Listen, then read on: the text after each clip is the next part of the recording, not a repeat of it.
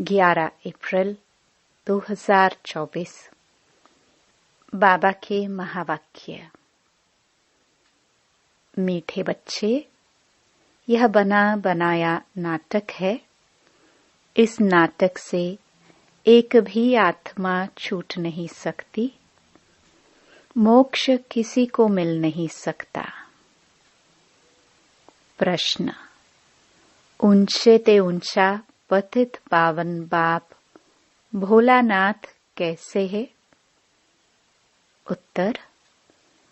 तुम बच्चे उन्हें चावल मुट्ठी दे महल ले लेते हो, इसलिए ही बाप को भोलानाथ कहा जाता है।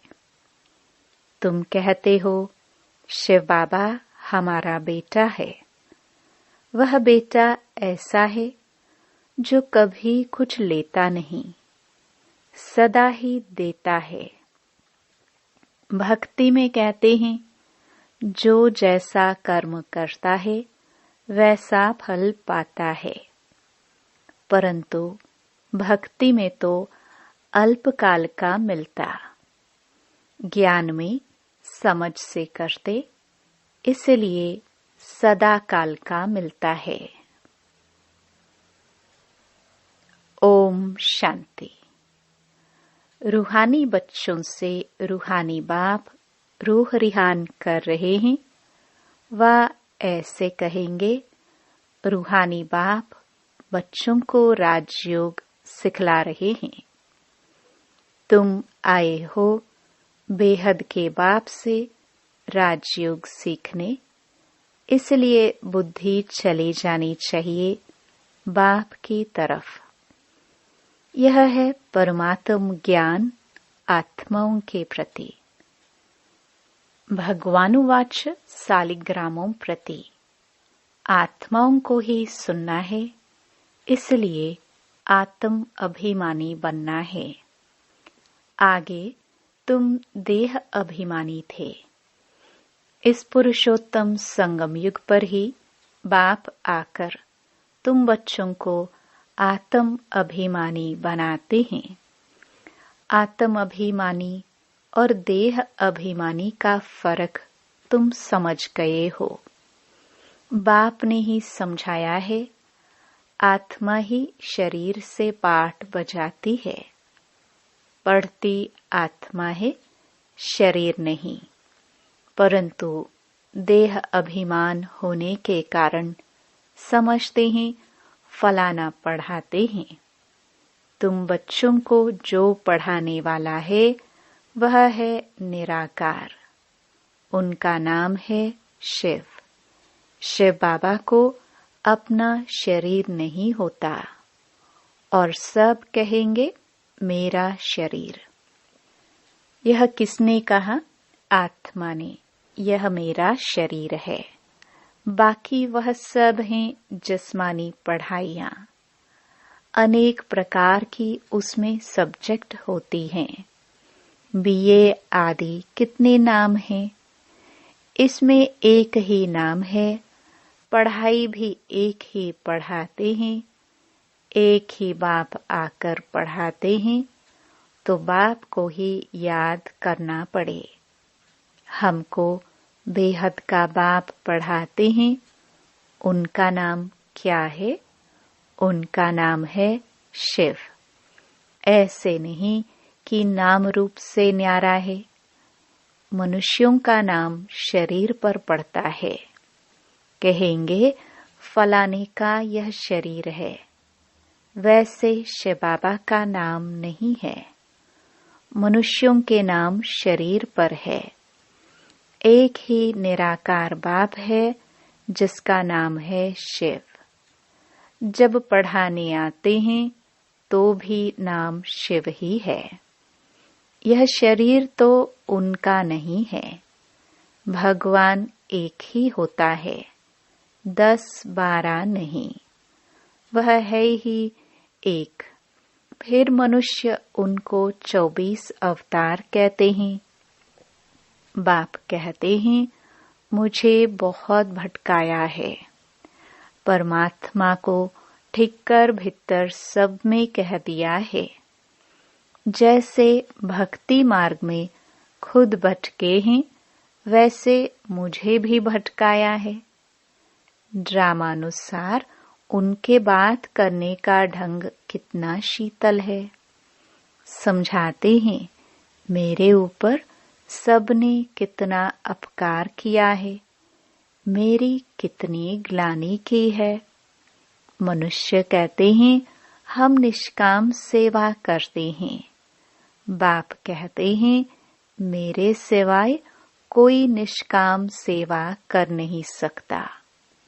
जो करता है उनको फल जरूर मिलता है। अभी तुमको फल मिल रहा है।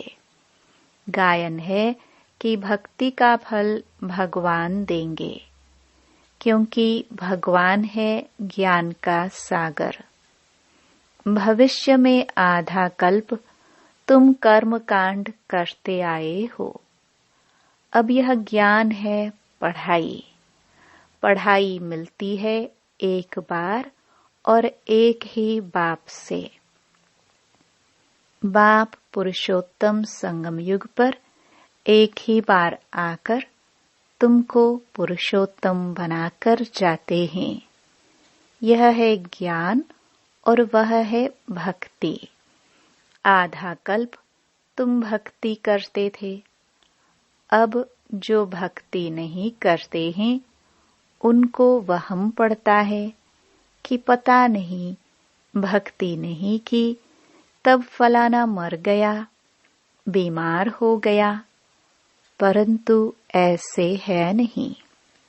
बाप कहते हैं बच्चे तुम पुकारते आए हो कि आप आकर पतितों को पावन बनाए, सबकी सद्गति करो।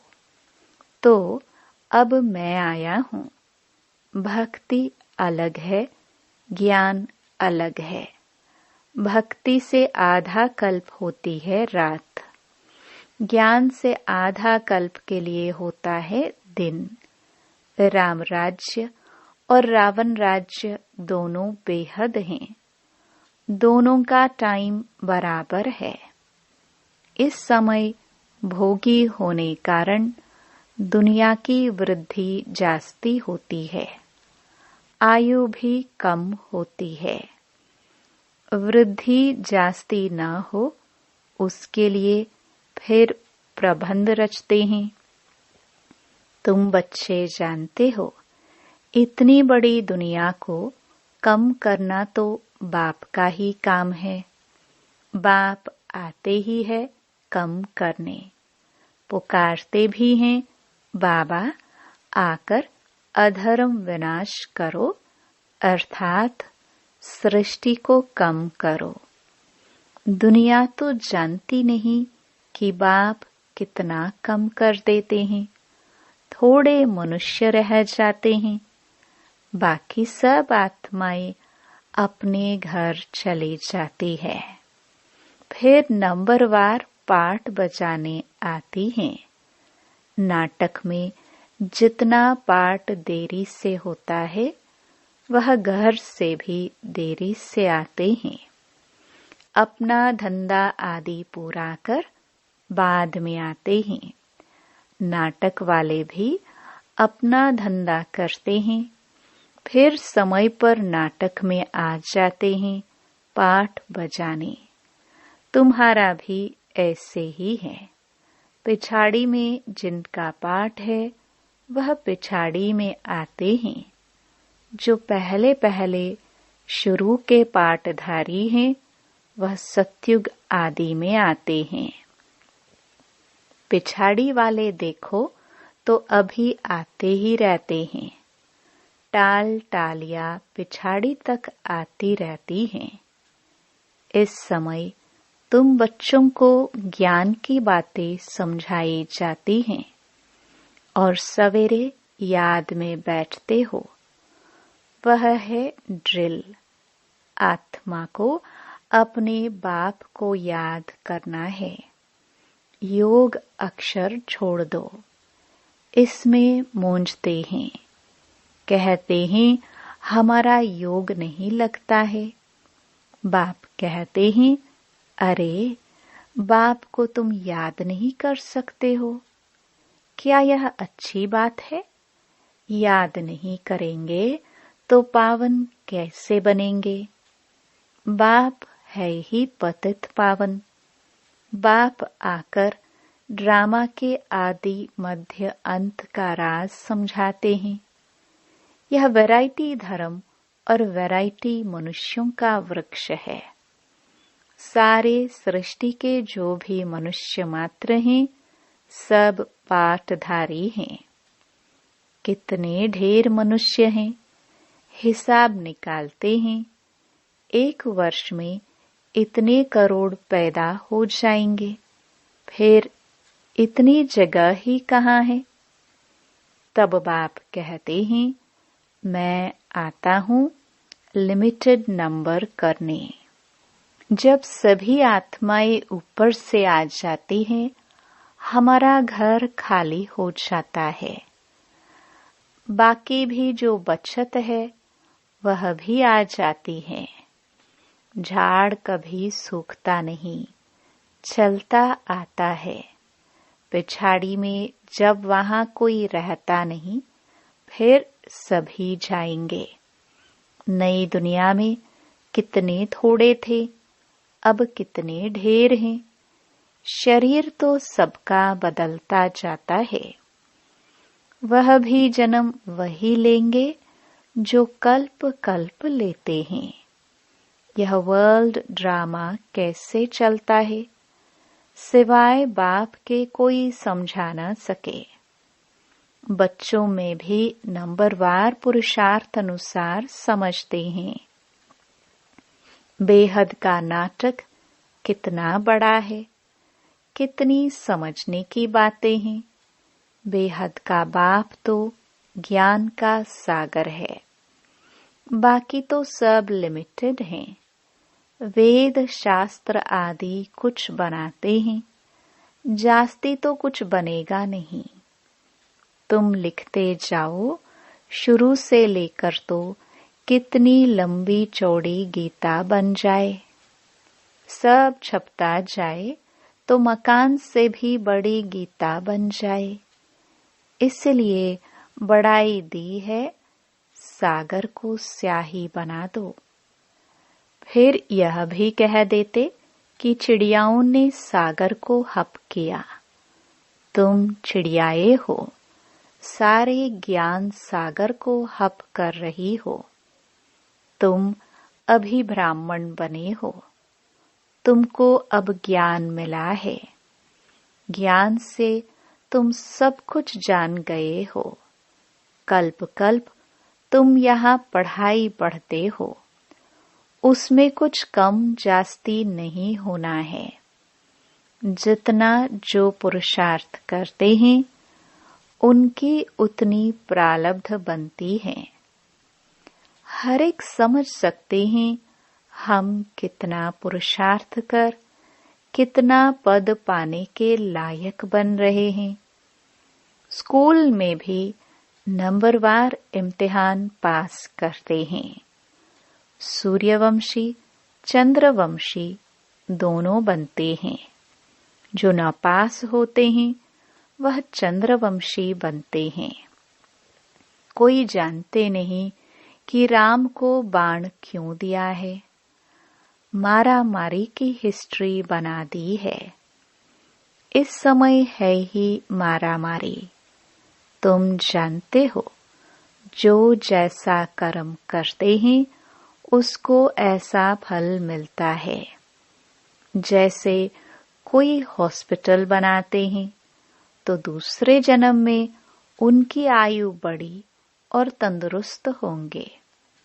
कोई धर्मशाला स्कूल बनाते हैं तो उनको आधा कल्प का सुख मिलता है। यहाँ बच्चे जब आते हैं तो बाबा पूछते हैं, तुमको कितने बच्चे हैं? तो कहते हैं 3 लौकिक और 1 शिव बाबा, क्योंकि वह वर्षा देता भी है तो लेता भी है। हिसाब है ना, उनको लेने का कुछ है नहीं, वह तो दाता है। चावल मुट्ठी देकर तुम महल ले लेते हो, इसलिए भोलानाथ है। पतित पावन ज्ञान सागर है। अब बाप कहते हैं, यह भक्ति के जो शास्त्र हैं उनका सार समझाता हूँ। भक्ति का फल होता है आधा कल्प का। सन्यासी कहते हैं, यह सुख काग विष्टा के समान है, इसलिए घर बार छोड़ जंगल में चले जाते हैं। कहते हैं, हमको स्वर्ग के सुख नहीं चाहिए, जो फिर नरक में आना पड़े। हमको मोक्ष चाहिए। परंतु यह याद रखो कि यह बेहद का नाटक है। इस नाटक से एक भी आत्मा छूट नहीं सकती है। बना बनाया है। तब गाते हैं, बनी बनाई बन रही। परंतु भक्ति मार्ग में चिंता करनी पड़ती है। जो कुछ पास किया है वह फिर होगा। 84 का चक्र तुम लगाते हो, यह कभी बंद नहीं होता है, बना बनाया है। इसमें तुम अपने पुरुषार्थ को उड़ा कैसे सकते हो? तुम्हारे कहने से तुम निकल नहीं सकते हो। मोक्ष को पाना, ज्योति ज्योत समाना, ब्रह्म में लीन होना, यह एक ही है। अनेक मतें हैं, अनेक धर्म हैं। फिर कह देते हैं, तुम्हारी गत मत तुम ही जानो। तुम्हारी श्रीमत से सद्गति मिलती है, सो तुम ही जानते हो। तुम जब आओ तब हम भी जाने और हम भी पावन बने। पढ़ाई पढ़े और हमारी सद्गति हो। जब सद्गति हो जाती है तो फिर कोई बुलाते ही नहीं है। इस समय सबके ऊपर दुखों के पहाड़ गिरने हैं। खूने नाहिक खेल दिखाते हैं और गोवर्धन पहाड़ भी दिखाते हैं। अंगुली से पहाड़ उठाया, तुम इसका अर्थ जानते हो। तुम थोड़े से बच्चे इस दुखों के पहाड़ को हटाते हो, दुख भी सहन करते हो।